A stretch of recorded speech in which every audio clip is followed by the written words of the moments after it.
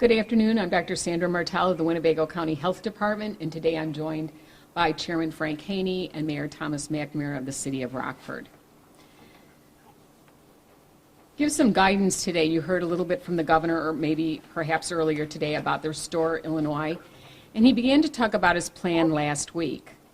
And I really think we have to think about how do we coexist with COVID-19 until an effective treatment or vaccine is developed that can protect the entire community. So since that release, we've been reviewing national, state, and other local plans throughout the state and the frameworks and discussing how do we adapt and implement so that we can reopen locally in a safe manner that does not negatively impact our health or continue economic downturn. The goal is the development and implementation of scalable mitigation activities to prevent disease outbreaks and closures of reopened services and businesses.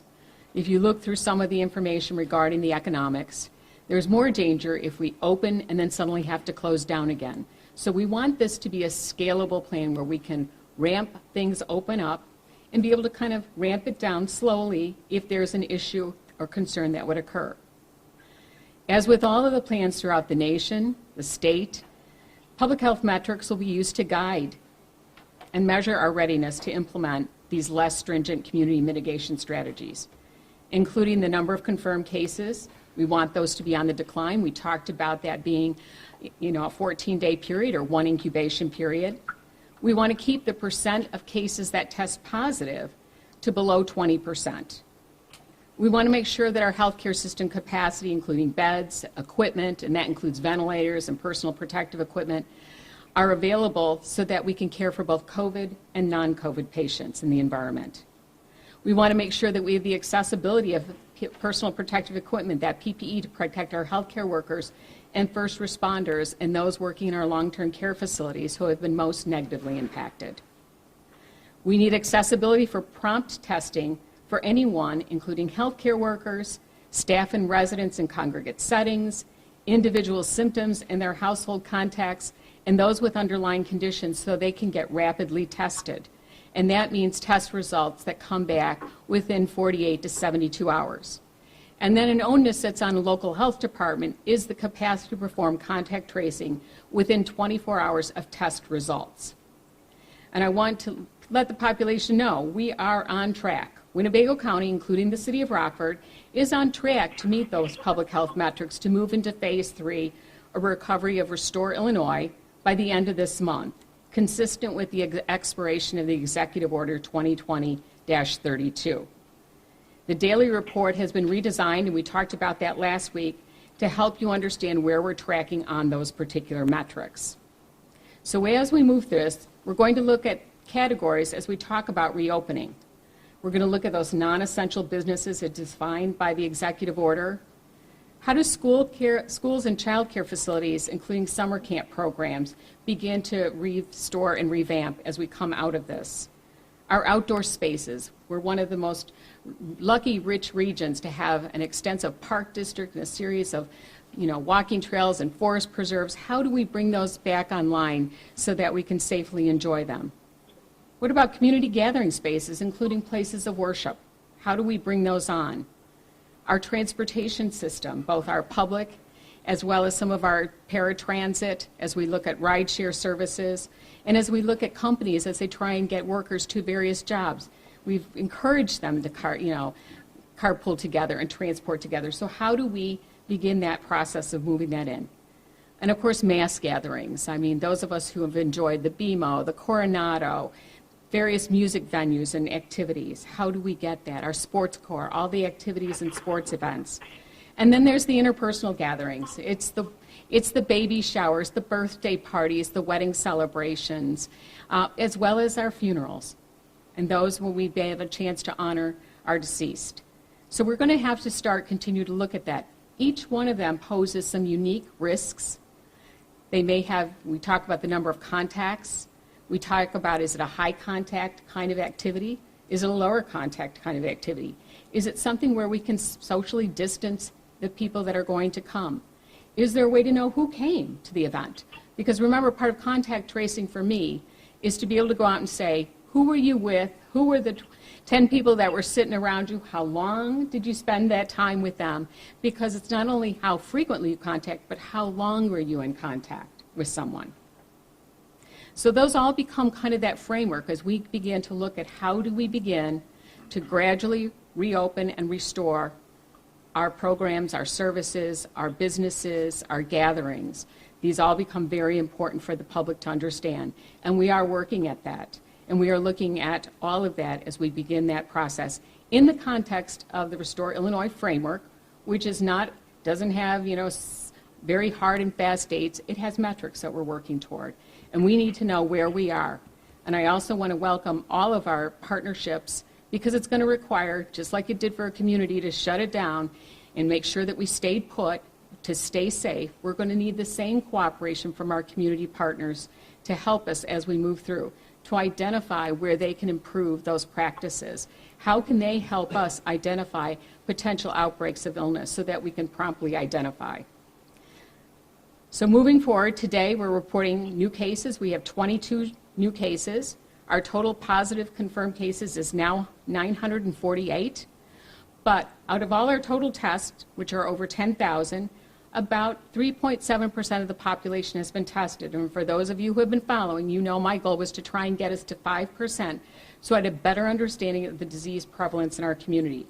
Our positivity rate is below 20%. We're running about 14.8% today, and we're reporting an additional 5 individuals recovered. We do not have any additional locations of concern and no additional deaths to report. So it becomes important. I know we're in kind of the final couple of weeks as we look through what does that end of the month look like, but we need everyone to understand that all the actions you've taken to date has helped us to get where we're at today, and we're going to need you to continue to do that so we can begin to restore and reopen and begin our processes so that we can bring more activities back online.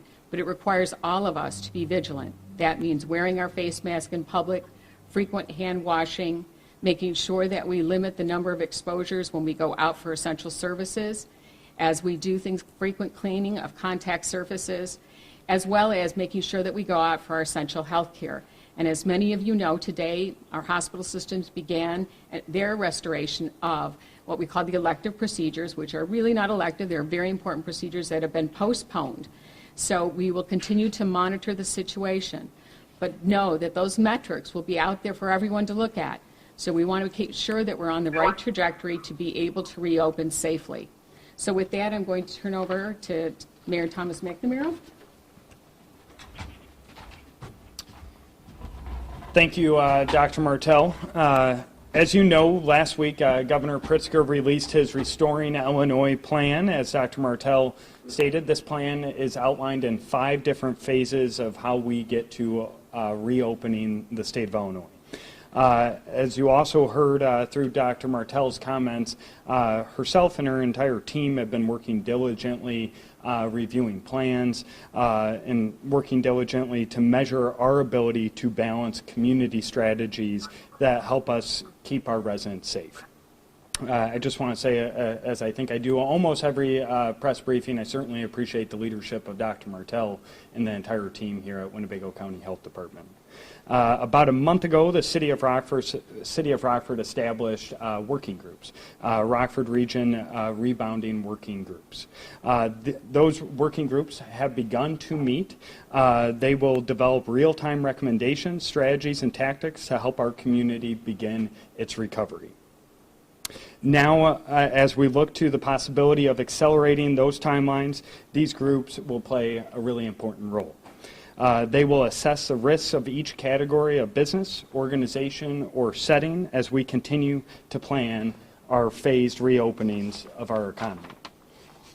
It's important to note that these working groups are led by and have participants from across our community who are experts in their own field.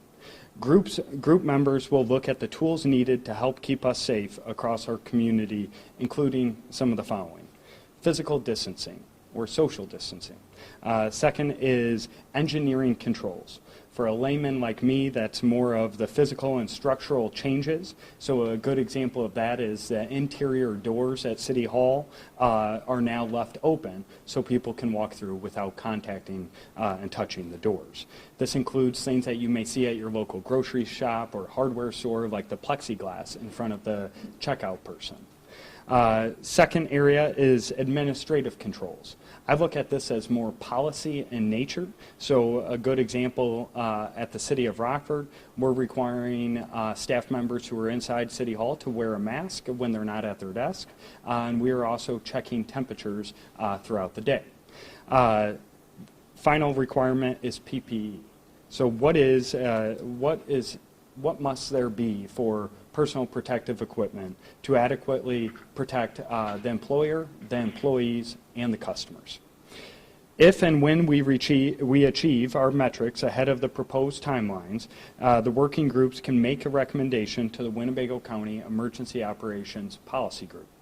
That group, as those who have followed along throughout all these press briefings, include leaders from our healthcare systems, include leaders from our public health department, our first responders agencies, myself and Chairman Haney, and we will help make that final determination on opening.